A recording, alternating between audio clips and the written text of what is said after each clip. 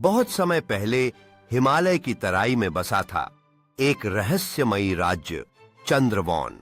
इस राज्य में हर साल बुद्ध पूर्णिमा की रात को चांद की रोशनी से एक प्राचीन पत्थर चमकता था जिसे लोग ज्ञानशिला कहते थे। मान्यता थी कि इस पत्थर पर केवल वही लोग बैठ सकते हैं जिन्हें सच्चा आत्मज्ञान मिलना तय है। राज्य का नन्हा राजकुमार सिद्धांत बचपन से ही विचित्र सवाल पूछता था। मैं कौन हूं? चांद की रोशनी इतनी शांत क्यों होती है?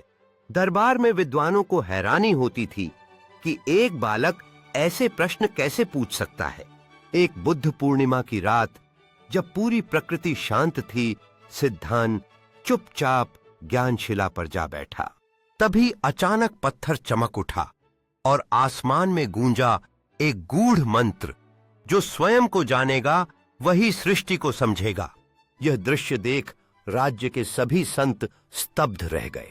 राजा को समझ आ गया कि सिद्धांत कोई सामान्य बालक नहीं बल्कि किसी गहरे रहस्य का वाहक है। क्या यह वही सिद्धांत था जो आगे चलकर बुद्ध कहलाया?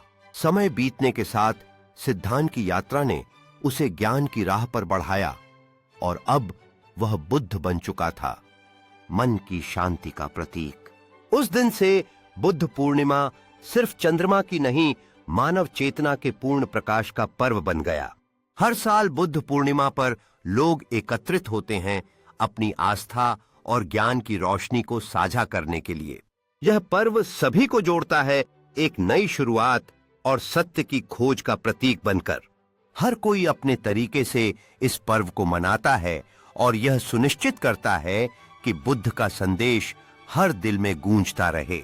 इस रात को जब चांद पूर्ण होता है, लोग अपने सपनों और आशाओं को आसमान में छोड़ते हैं, जैसे बुद्ध के संदेश का विस्तार हो रहा हो। ये दीपक केवल प्रकाश नहीं है, बल्कि हमारे भीतर के ज्ञान और करुणा की प्रतीक हैं, जो हमें सही मार्ग दिखाते हैं।